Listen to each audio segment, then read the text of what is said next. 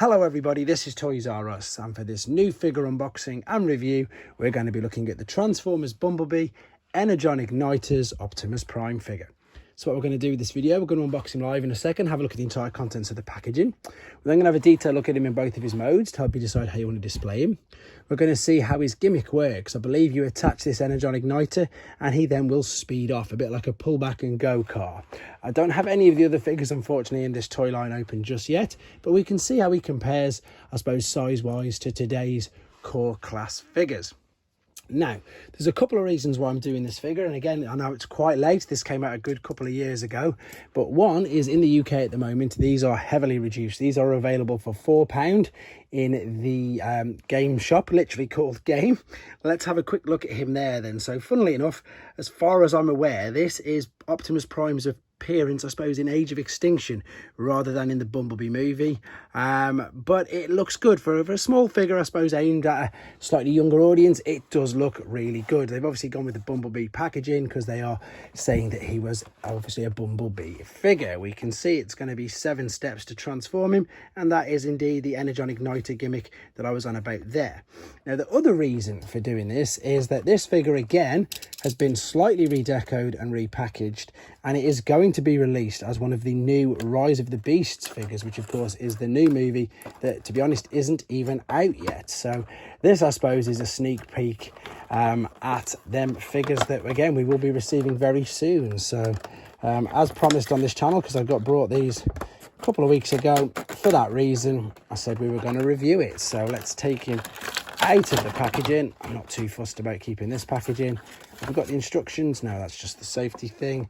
And again, because this is quite old, it is all in plastic, and he is encased in plastic as well. So bear with me a couple of seconds and I'm going to set him free from there. Okay, so I've set him free, and in all honesty, as you can tell, for a pretty basic figure, it's not too bad. As I said, main purpose of this review is probably for parents or people who are thinking of getting some figures for their kids or for friends and relatives. It's not a bad figure at all. The head sculpt is really quite detailed, although I think it's a bit out of scale with the rest of his body. He's even got like a faux chest, because obviously there's the front of the truck. Articulation wise, of course, there's not too much. There's just a bit of movement there at the biceps, but he doesn't really need it because he hasn't actually come with any accessories apart from this Energon Igniter, which I think, you know, they've done a good job of. They could have just let it be completely blue translucent plastic. There's quite a bit of detail in and around it, making it look like a fully working, which of course it is. It's a motor, isn't it? There's again another 5mm port there, where I imagine if you wanted to, you can perhaps start attaching some accessories. So although he doesn't come with any, he does actually fit, because he's got the 5mm peg. This is just a standard Generations weapon with the same size port, and as you can see, he can wield that absolutely no problem. And to be fair, he actually looks all right with that.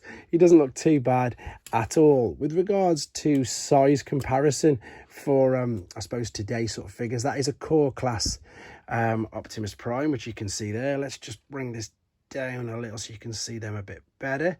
There we go. So I suppose this is more like a Cyberverse, maybe Commander class size that they used to have a few years ago. So yeah, as you can see, definitely bigger than a core class. Transformation process, though, of course, is super simple. Let's open up his chest, fold his head around to flatten the roof, close that back up. Then what we're going to do is we're literally just going to take the waist, fold the legs up like so at 90 degrees. Then as we turn the shoulders around like so, unclip that, try to bring the wheel forward at the same time. So bring this around, bring the wheel round, and then you're going to clip and lock everything into place. It's quite important that you push this bit in, otherwise it won't let the Energon Igniter perform very well. So separate this, bring it round. So again, it is super simple, which again is brilliant for younger fans. So let's just clip this all in. You heard that fully clip in, and then we can clip the back together in via that tab as well. Now you've just got the standard truck there, which again, it doesn't look too bad at all. Nice little detail there, lovely Autobot logo on the side, and as I say, this is a standalone truck anyway, and it works absolutely fine. But this is what the gimmick is that they're going for, and I think this is quite cool. So you can press these down, and you can see now that these have turned into, I suppose, blasters, boosters, whatever. But what this enables you to do is take this. Again, this is going to be the wheel that's going to propel it. It's going to be a bit like a pullback go-kart. Let's see if I can pop it in. There you go. You heard how that's slotted in, and we can see that that's flat. Now let's try this on here, because obviously it's not going to work too great on carpet.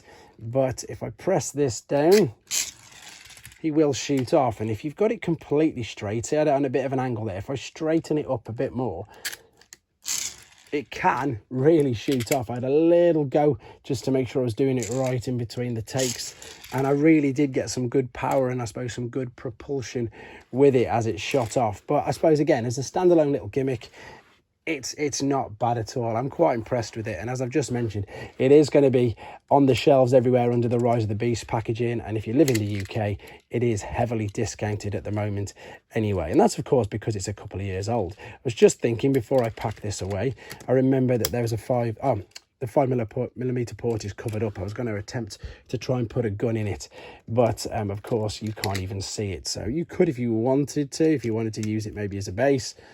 That's a good idea, actually. You could have him as a base standing over it. But again, just more fun, more things you can do with your imagination. So all I need to do very quickly is just transform him back. So let's fold the fuel tanks down, separate what we know are the arms at the front, and like so. Oh, separate it here. Brand new toy, so it is quite stiff. Be aware of that. It's really stiff, in fact. There we go. Fold that down, fold the shoulders out, fold the shoulders out, bring the legs down. And of course, this isn't the front, this is the back. So turn it round, let's get his head out of the chest. Lovely bit of a homage to G1 there as well with that, let's be honest. Fold it over, and oh, I need to turn the orientation of the arms around. That's it. And I think that's pretty much it. There's not too much more to say about this.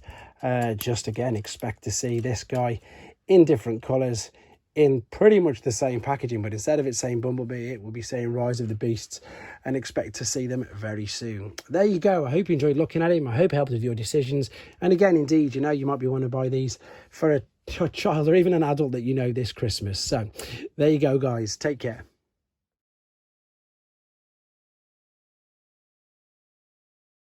Thanks for watching. Like and comment, and don't forget to subscribe.